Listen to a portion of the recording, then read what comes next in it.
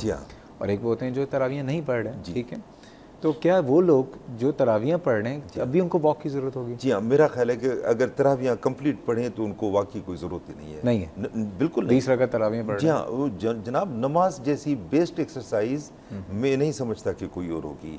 ہر عضو, ہر جوڑ آپ نوٹ کریں نماز میں موو کرتا ہے, ایون گردن سے لے کے جوڑوں سے لے کے, اور جو سجدہ کرتے ہیں اور اٹھتے ہیں, جو اینٹی گریوٹی فیکٹر ہے, تو بہترین ایکسرسائز ہے. سر اگر اجازت ہو, کالر بہت دیر سے موجود ہیں, ایک کال بھی لے لیتے ہیں. السلام علیکم جناب.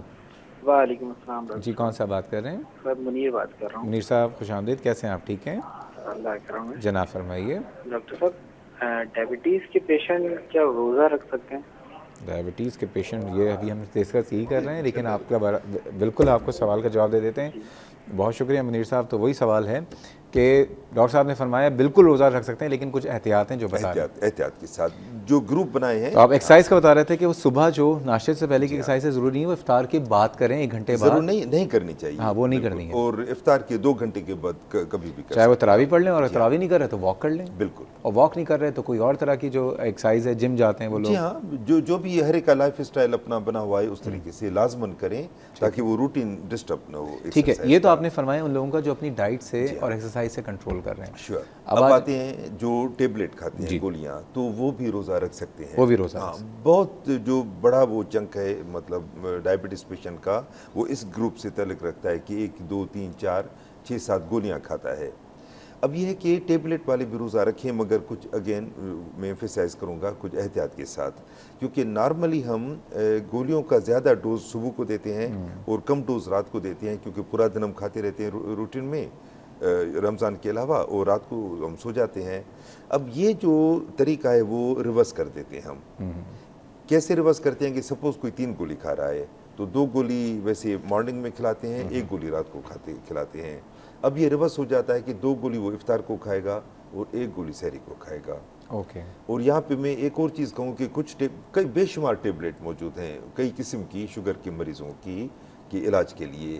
تو کچھ ٹیبلٹ ایسی ہیں کہ وہ روزے کے لیے بہتر ہیں رمضان کے لیے, کیونکہ وہ شارٹ ایکٹنگ ہے, زیادہ ہائپوگلائسیمیا نہیں کرتی. تو بہتر ہے کہ اپنے ڈاکٹر سے رمضان سے پہلے مشورہ کریں.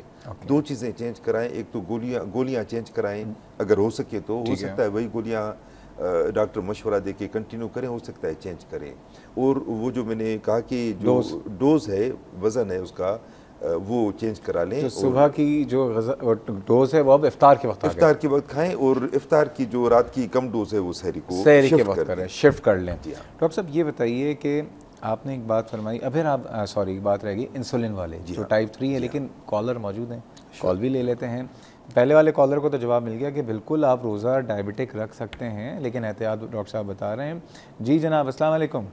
وعلیکم السلام ڈاکٹر صاحب, میں سیالکوٹ سے نذیر عباسی بات کر رہا ہوں. جی کیسے ہیں آپ نذیر صاحب؟ ٹھیک ہیں الحمدللہ, آپ سنائیے ڈاکٹر صاحب. الحمدللہ جناب فرمائیے. سر آپ کا پروگرام پہلے تو میں یہ کہنا چاہوں گا کہ بہت اچھا چل رہا ہے اور بہت خوشی ہوتی ہے, بہت معلومات ملتی ہے. بہت شکریہ جی, بہت مہربانی. اچھا سر, مجھے آپ یہ بتا دیں کہ رمضان آ رہے ہیں ماشاءاللہ, اور ڈائبٹکس کا پیشنٹ ہوں میں, تو ڈائبٹکس کے پیشنٹس کو ہم لوگوں کو کیا احتیاطیں کرنی چاہیے رمضان میں, اور کیا رمضان میں ہمیں مطلب کن چیزوں سے بچنا چاہیے جو ہمارے لیے بہتر ہو شوگر کے مریضوں کے لیے؟ ٹھیک ہے جی, بہت بہت پرٹیننٹ کویشچن ہے, اسی پہ بات کر رہے ہیں. ڈیفینیٹلی احتیاط بہت ضروری ہے, اور احتیاط ہیں, ایسا نہیں ہے. کیونکہ اگر یہ سوال پیدا ہوتا ہے کہ اگر کسی کو ہائپوگلائسیمیا ہو جائے تو سوال پتہ ہے ہائپوگلائسیمیا کیا ہوتا ہے, اور اس میں اور انسولین کی ڈوز کا ضرور پوچھا گیا تھا, کیا انسولین سے روزہ ٹوٹتا ہے یا نہیں ٹوٹتا. یہ ساری باتیں کریں گے, لیکن جا رہے ہیں چھوٹے سے بریک ہے, ہمارے ساتھ رہیے.